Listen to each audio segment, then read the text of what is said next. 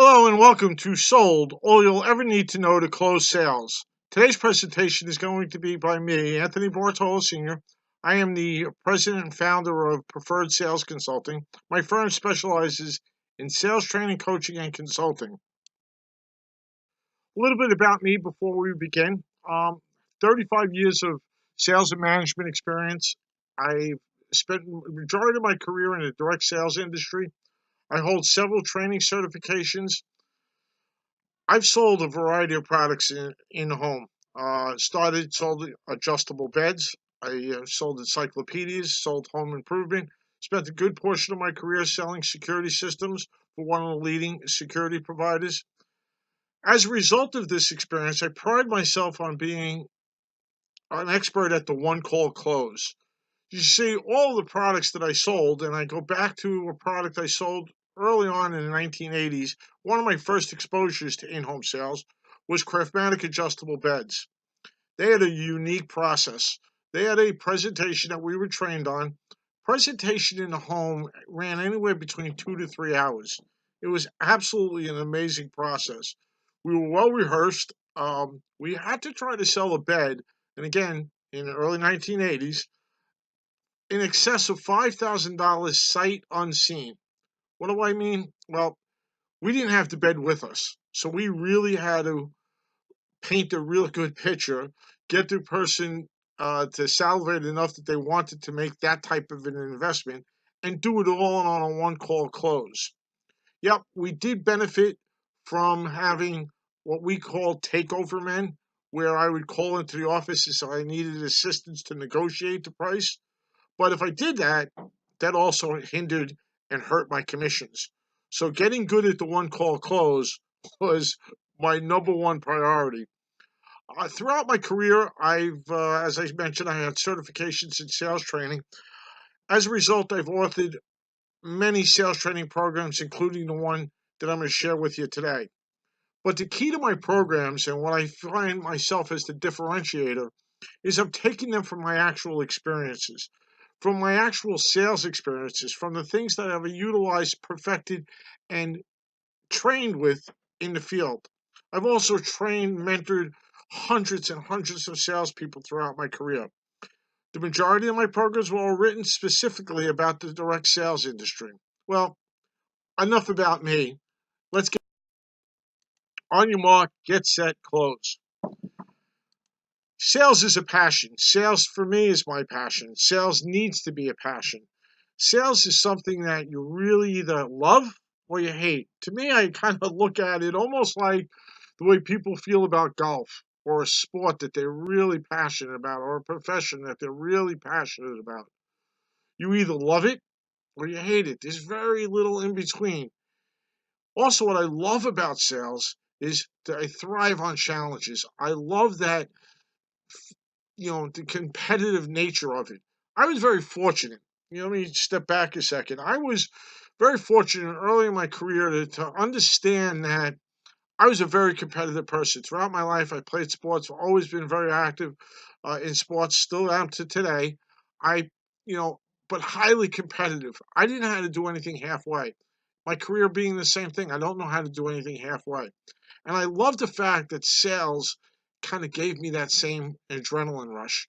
To me, closing a sale is just that, an adrenaline rush. You know, I get asked very often, am I burning out? Am I getting tired? You know what? I still get that adrenaline rush.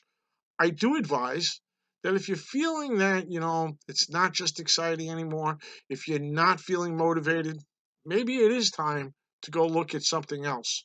Because to truly be a successful person, to truly be defined as a pro, it's something that you have to really work at. It's something that you really have to be passionate about. It's something that you continually have to strive at.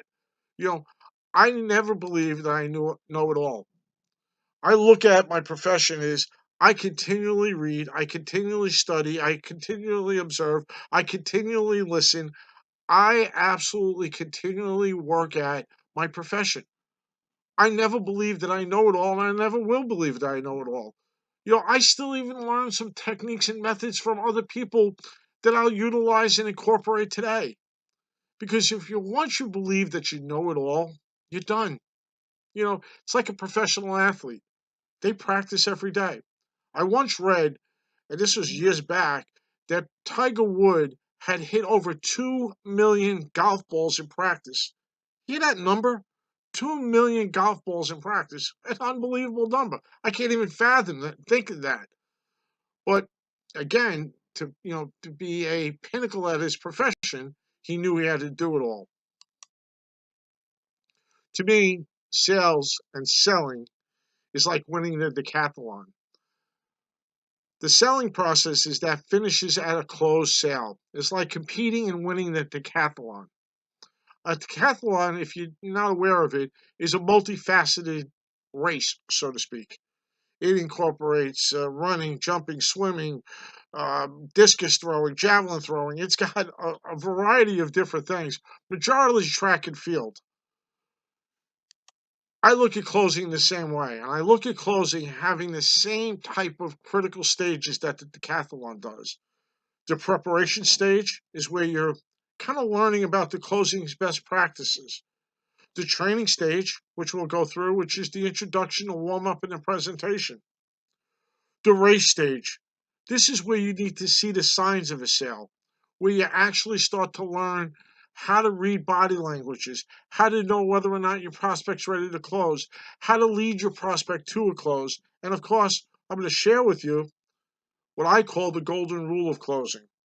And in the last leg, which is the final leg, which is the most critical aspect of every race, is how to identify, isolate, and overcome objections. Because without the ability to do that, you really don't have much of a chance of winning the race. The preparation stage of the decathlon. To me, this is more about your profession, the sales profession, and your career. One of the things that frustrates me very often is when I hear people refer to sales like, I want to try it. You know, I think I'll try it. To me, sales is the same profession and should be treated the same way you would treat a law profession, the same way you would treat a doctor, the same way you would treat an accountant. It is a true profession. I look at myself. I have close to 40 years in the profession of sales. I'm very proud of it. You know, just like everything else, I've worked real hard at my profession, and I'm very proud of my profession. Yes, unfortunately, there are individuals that kind of taint our profession. People who put greed and money in front of the ethics of the profession. But I don't want to go off on a tangent. To me, if sales is your chosen profession, then you should treat it as such. Like a pro athlete, you need to practice, practice, and practice. The more you practice, the better you become. Just as I mentioned earlier, Tiger Woods has hit 2 million golf balls in practice. Sure, he could have stopped, but to get better at it, to get better at it, and get better at it, you practice. Professional baseball players warm up and practice beforehand. There's spring training. There's practice before the game. There's practice after the game. They're practicing, but yet again, they're professionals. I also believe that there's a key benefit of practicing, especially in sales, because to me, the same scenario repeats itself. It just looks different.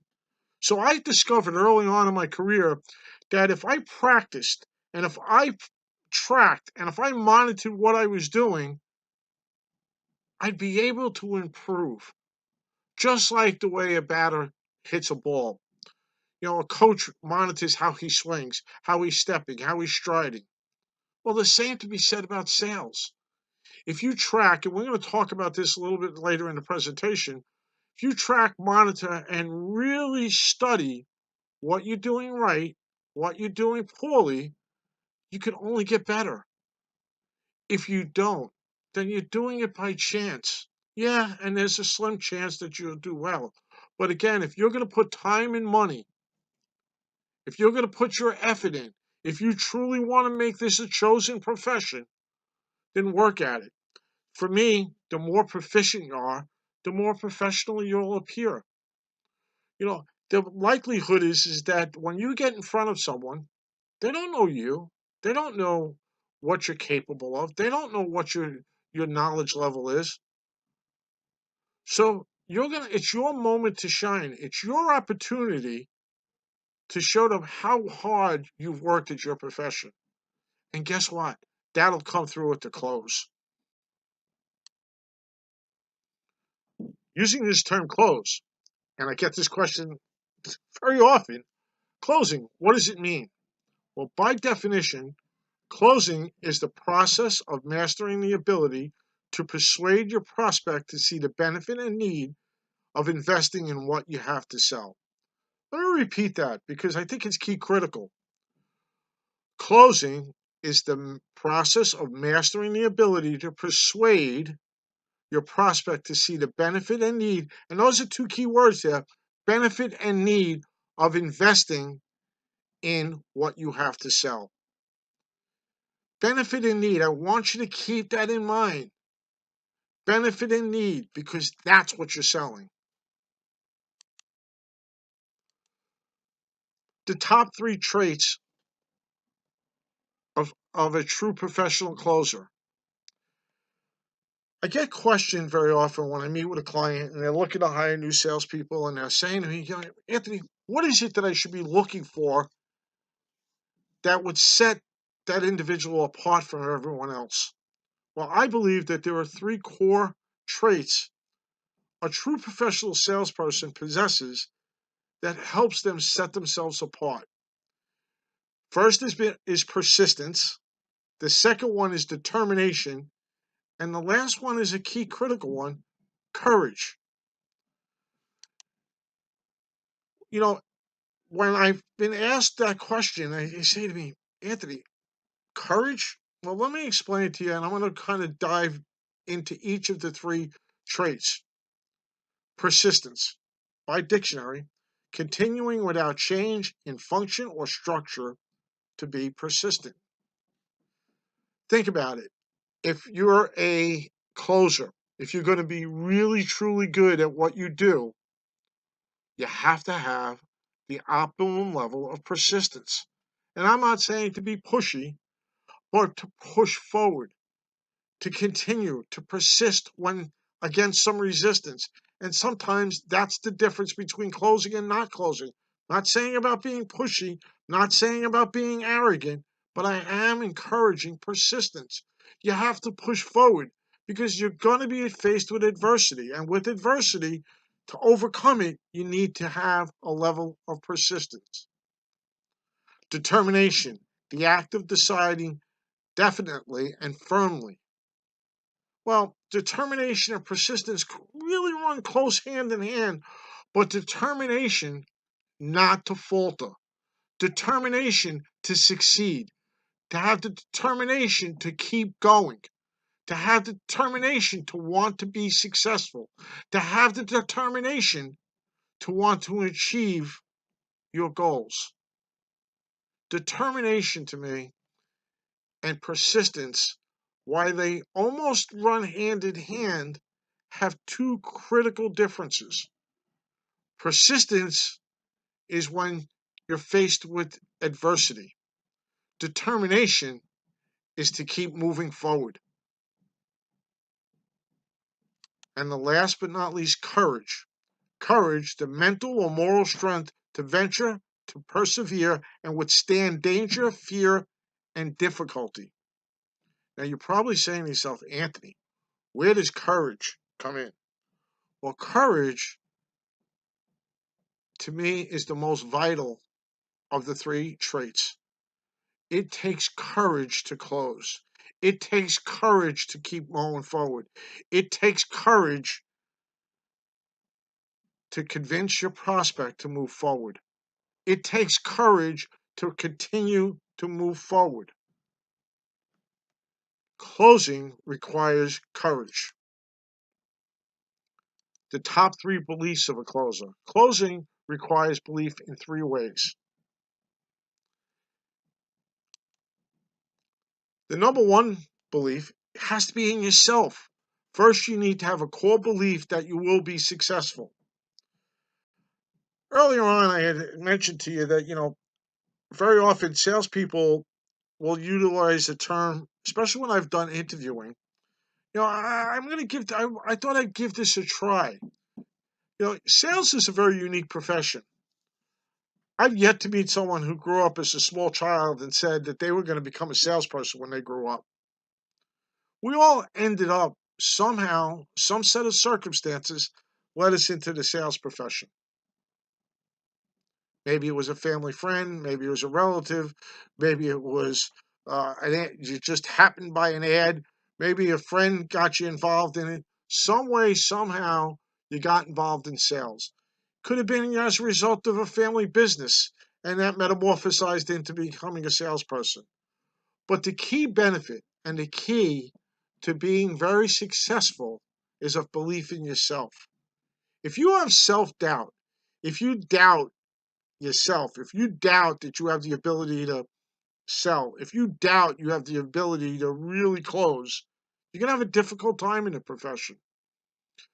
When my sons were growing up, I coached Little League Baseball, and I coached their team and I coached the boys, and I also did work with the Boy Scouts. One of the things that I shared with them was about belief. Especially in baseball. One of the things where I used to tell them, I said, if you're going to get up in the batter's box and if you believe deep down that you may not be able to swing and hit this guy's fastball, it'll probably happen by accident. Your first thing is you have to truly believe you could do it. You have to believe you could do it. And the day you connect on one of those pitches, it's a whole new game to you. It's a whole new game. The day you have doubt and you succeed and you push forward and you use determination and use persistence and you gathered the courage to push forward, you develop a belief in yourself. So your first key trait and key belief is in yourself. Another key, you have to believe in what you're selling. A sincere belief will be displayed in your action and your words. If you do not believe in what you're selling, if you have a doubt in what you're selling, if you don't think the product is credible, if you don't think the program is real, if you don't believe what you're saying to the people is true, get out. It's going to be affected to you.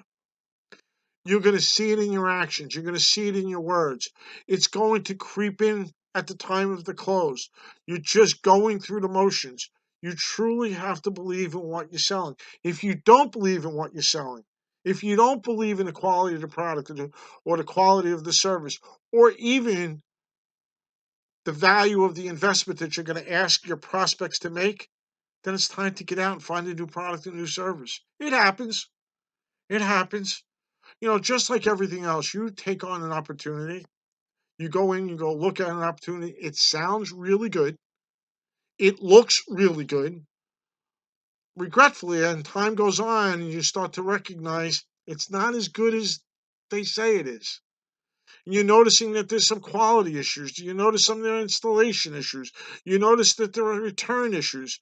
Well, all of a sudden, what you believe, now you start to doubt in what you're selling. If that's the case, my recommendation is you might want to go look for something new. And another key belief is respect. Treat people as to the way you want to be treated. I can't preach this enough. Respect is a two-way street, especially when it comes to sales. With respect, I meaning that just the same way you should respect a prospect's opinion, just the same way you should respect a prospect's time, just the same way you should respect their home, their place of business, and their choice, they too need to respect you. I highly encourage that if you ever feel that they're not respecting you for whatever reason, a short story, walked into a prospect's home one night and happened to be just maybe a little past dinner time. It was around 7:30, and the family was still sitting down to eat. And they were insisting that, you know, I could tell them about my product or service, why they ate. Well, that wasn't going to happen. Sorry to say, if they can't afford me in 15 minutes of time, then I certainly wasn't going to waste my time. And I wasn't going to be their entertainment while they ate dinner. Dishes clanging, people talking. I wasn't about to start to be their entertainment. I did offer to step out and go back later. They weren't happy with that, but that was their choice because they had to go out later. Either way, I wasn't going to make the sale. I simply said they could reschedule it at a time that would be better for them. And again, respect is a two-way street. These are the three beliefs that will make you finding and also to find the courage to ask for the order. Folks, this to me is the number one reason the majority of salespeople do not close. They do not ask for the order. They do not ask to do business. They do not simply ask what it would take to do business. We're going to go further into detail on this, but I really want you to do something. At the end of today's exercise, I'd like for you to think back and ask yourself this one question. Am I asking for the order? And if you are, I commend you. If you aren't, please start doing it. Learn from every opportunity. One of the things that I still do today, and I started really early on in my career, is I recognize that I could learn from every opportunity. I recognize that if I could study and monitor exactly what I was doing, I can learn where the hitch in my swing was, so to speak, what I needed to work on, what closes I needed to perfect, where I maybe needed help with my presentation, where I was missing. Early on in my career, I was very fortunate to be mentored by a guy named Jack Stark. Jack convinced me to keep a diary, a very simple diary. He said, Anthony, just go get a loose leaf binder, a stack of loose leaf paper.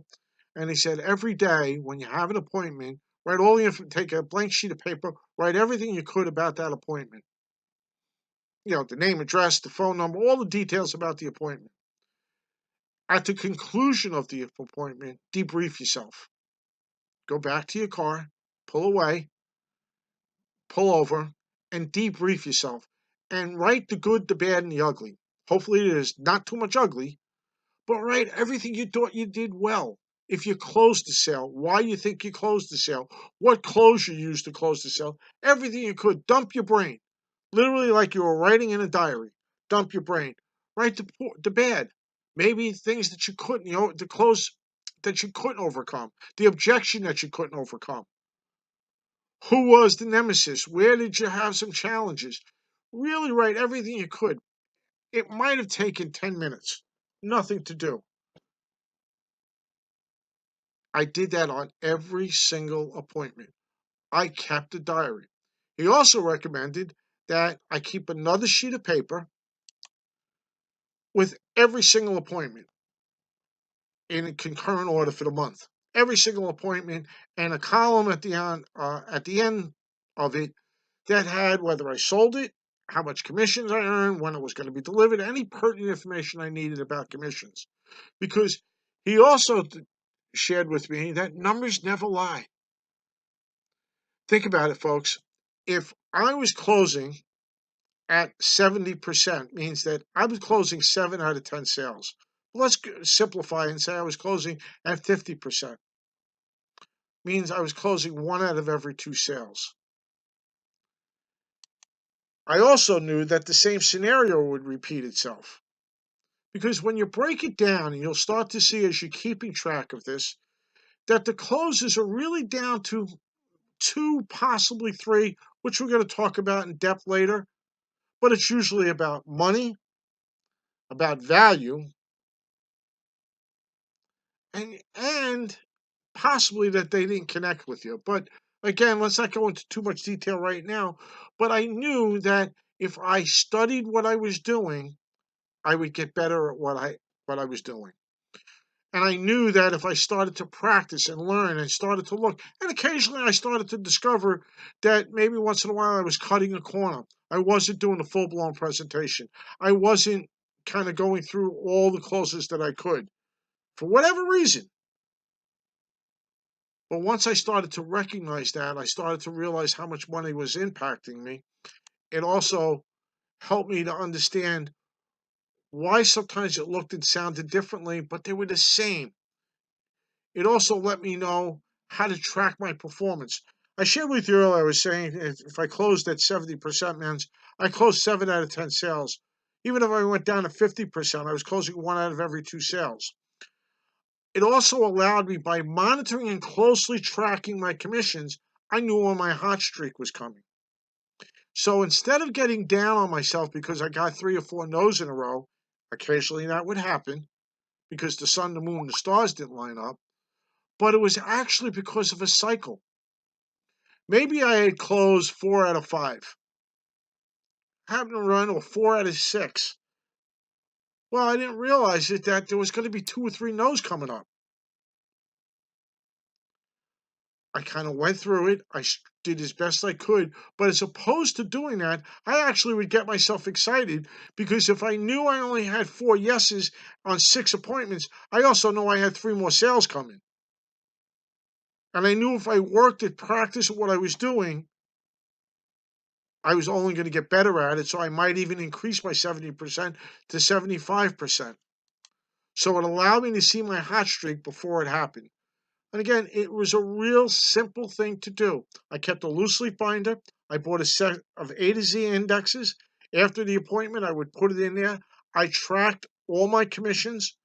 Then when I went to work for a company, the key to tracking commissions was so critically important because that company had a tiered bonus program. At every 5, an increment of 5, I got a bonus. So I always wanted to know, and the bonuses got higher as we went higher. So if you could imagine, when we got up to 25 and 30 and 35 sales, the bonuses got substantial, right back down to the first one. When I remember getting into that 30, 35, 40 range, the bonuses were into a few $1,000s. How motivated do you think I was going into that 39th or that 40th appointment? That couple was in trouble because I was going to close. But I couldn't have done that if I didn't know exactly where I was. And today, it still frustrates me. When I go to work with a new client, I'll walk over to a salesperson and go, "How you doing?" And the response I'll get will drive me insane. I'm doing okay. How many sales you got? Uh, I think, I don't know, 6, 7. I got to go count. Not even sure. Well, to me, that's not somebody that's committed to their profession. That's like somebody who's running a very successful business without a set of books. Chances of that business being successful for long is very highly unlikely. Always be prepared, just like the Boy Scout motto. What do you do if right in the middle of your presentation your prospect says, "We'll take it"? What do? Do exactly that. Stop what you're doing and start writing out their order. Now I know you're probably saying, "Anthony, are you kidding?" Well, I have literally been in the field, worked with salespeople who were so well rehearsed, or so well versed, I should say, not even rehearsed, in a very methodical pitch that they actually would miss the close. They would actually miss it. I work for a few clients who actually had a very structured company presentation, and it followed what they called a 10 step. It followed a very structured path. And throughout that path, it kind of was supposed to lead the prospect to a close. However, on occasion, a salesperson would walk in and they were already pre-sold. They were ready to buy because whether they were referred or they had an alarm before, they had a system before, they had it. Well, guess what? That salesperson, because it was in step 6 and they weren't going to ask for the close until step 9, would miss it. You always need to be prepared to close. And that's why I wrote listen, listen, listen. One of the biggest and most important attributes that you need to have is the ability to listen. Listen very carefully. Don't assume you heard it. Don't assume what they're about to say. Let them finish with what they're saying. Let them gather their thoughts and let them finish what they're saying. It is key critical because, again, if you do not listen, you may blow the close. And I've seen it happen. So I highly encourage you to slow down and listen. And truthfully, you're going to have it happen. They're going to stop you midway and go, you don't have to go through all this. We already know. My friend already has it. I want to go through it. Could you just price this up for me? Stop what you're doing and do it. Your product, service, knowledge.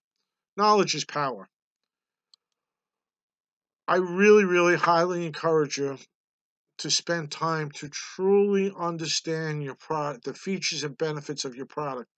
I'm not encouraging technical side unless it needs to be, but features and benefits through the eyes of a prospect. That's key critical. They need to perceive value. They buy value. If they see and perceive the value of what your product or service is offering, they'll buy it.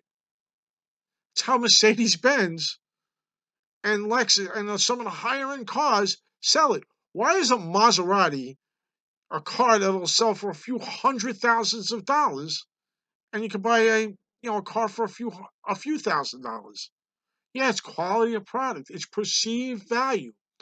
You don't go into a Mercedes Benz dealership thinking that you're going to buy a car for a brand new Mercedes for $10,000.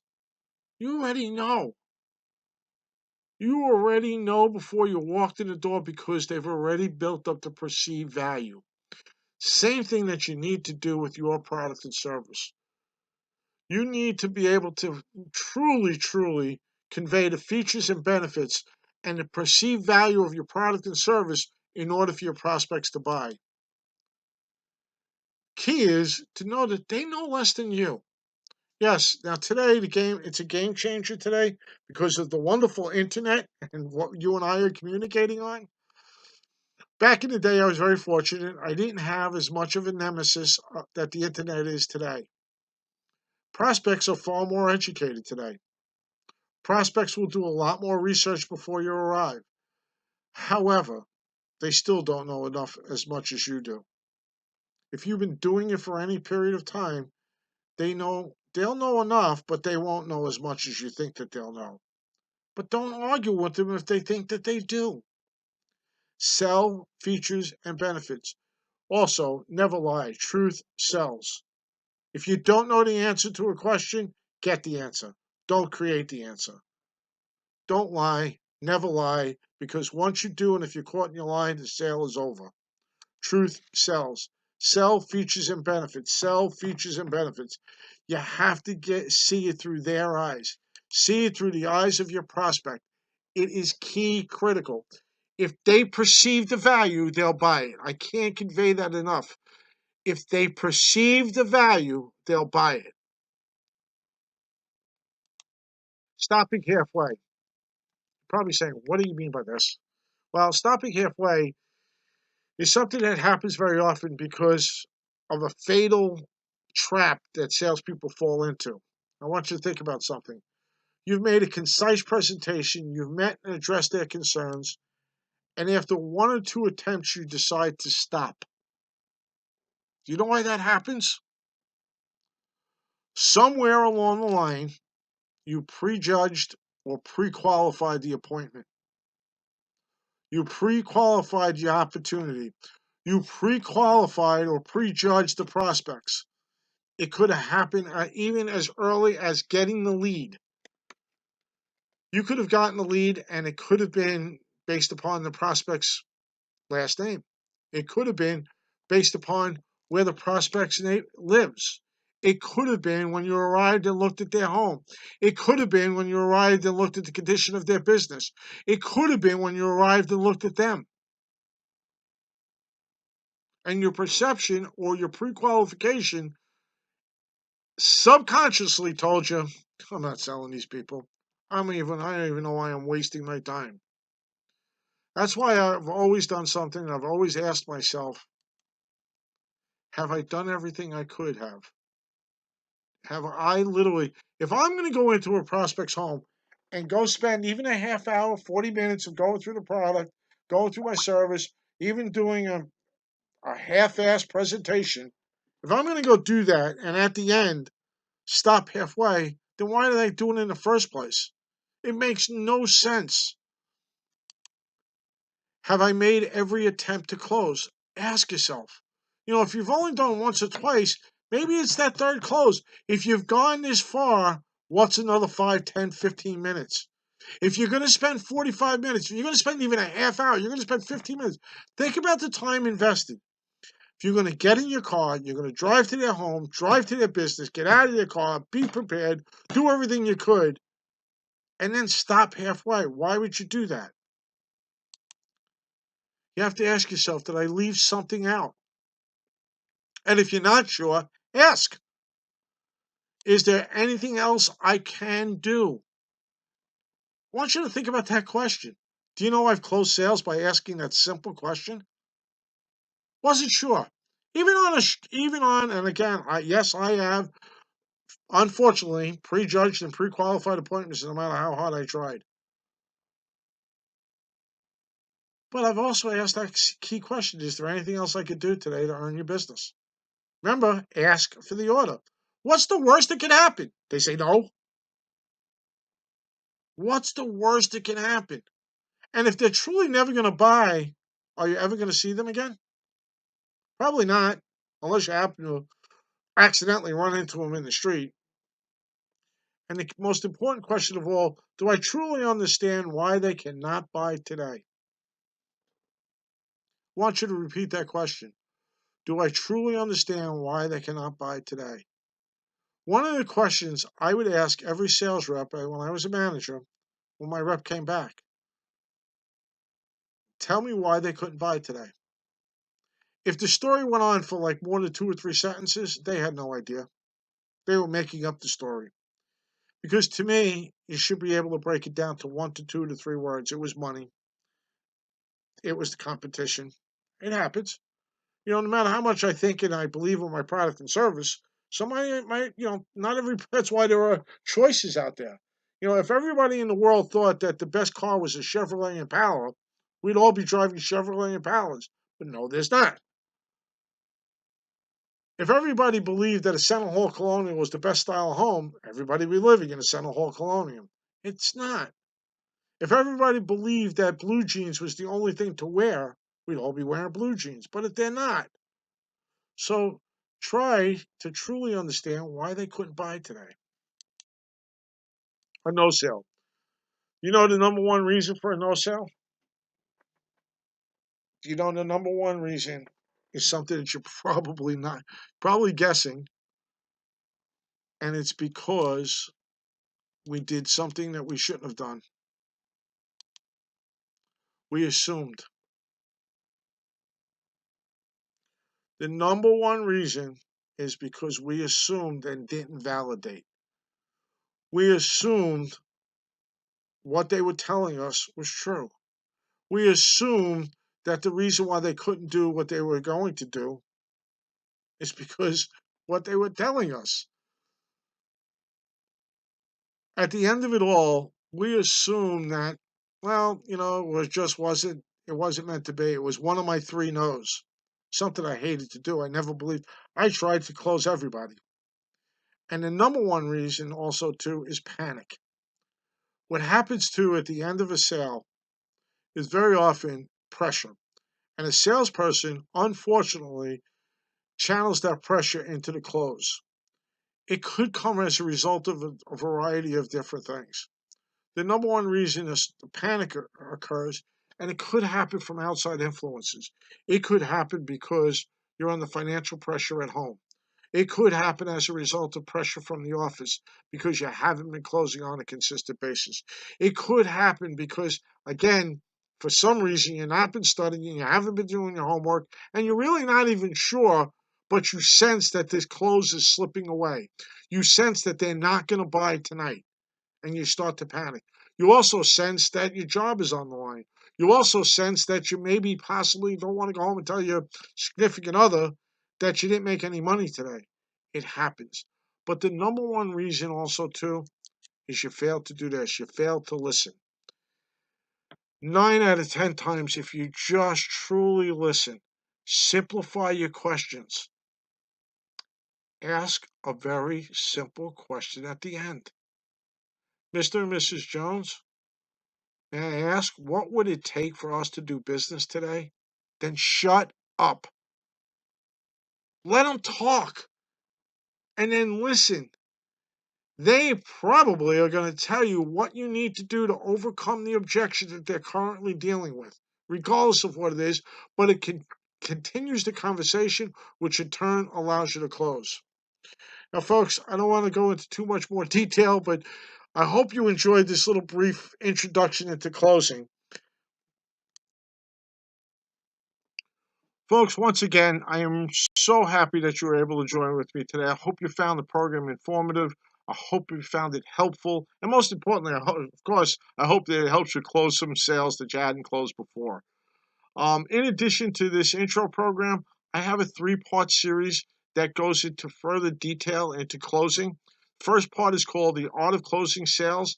This is where I kind of really deep dive into the best practices of closing sales, about mastering the closing battle, why closing is a practiced art, how to set the closing standard, how to really create the standard of which you're going to close sales by, how to know when closing actually starts, how to know and understand that you're always closing from the moment you get out of your car. In fact, probably even before you get out of your car.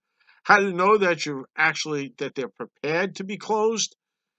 And I'm going to share with you to learn the most overlooked close, something that you're probably not doing on an everyday basis. And most importantly, I'm going to share with you the golden rule of closing sales. Part 2 in the series is the courage to close. Here, I kind of really deep dive into how to see it close before it happens, how to become a chameleon closer, to how to better understand who closes who, and the real reasons for a no sale. The most important aspect, I'm going to teach you to find the courage to close. And then I'm going to deep dive into how to overcome. I want to think about it. I want to shop around, and we will call you. These are 3 of the most common objections, but yet sometimes the most difficult to overcome. And the most important part, I'm going to share with you my lethal weapon close, a close that I've perfected over 40 years in sales. It's something I've utilized over and over and over again, and you'll be amazed how simple it is once you perfect the art. It is something that'll work. It may not work 100% of the times, but boy, oh boy, you're going to be amazed that you had it. You wish you'd had known it before. And last but not least in the series is jumping the hurdles. This is now where we really start to deep dive into identifying and overcoming objections. How to make sure that you're controlling the close with your pace and your tone. How to see the signs of closing a sale, the critical steps to effectively handle and overcome objections. The most important attribute, how to identify, isolate, and address an objection. How to close without arguing. That's a difficult challenge, but I'm going to share with you some methods and techniques on how to do just that. And of course, I'm going to share with you the most common of the objections. We want to think about it, we want to shop around, and your price is too high. I'm going to share with you methods and techniques that'll help you overcome those over and over again. Folks, I really want to thank you for spending the time you did with me today. It is my sincere hope that you found my course to be informative and most importantly helpful. Always remember to ask why if you're not sure, and remember to ask for their business. Keep in mind that you want to work on those 3 key traits: determination, persistence, and most of all, courage. Don't forget to track that business. I want you to do for the next 3 weeks, every day you're out in the field, keep that diary. You'll be amazed at the wealth of information and how you can improve your skills just by doing it for 3 weeks. Practice, practice, practice, and always be learning. My office phone number, 1-800-353-5676. My website's real simple, anthonybartolosr.com. There you'll find my programs, my services, and most importantly, my free blog. If you decide to utilize any of my programs or services, please use the code INTRO and you'll receive a special discount. Again, folks, I really enjoyed the time we spent with each other today. And don't forget, practice, practice, practice. You have a great day.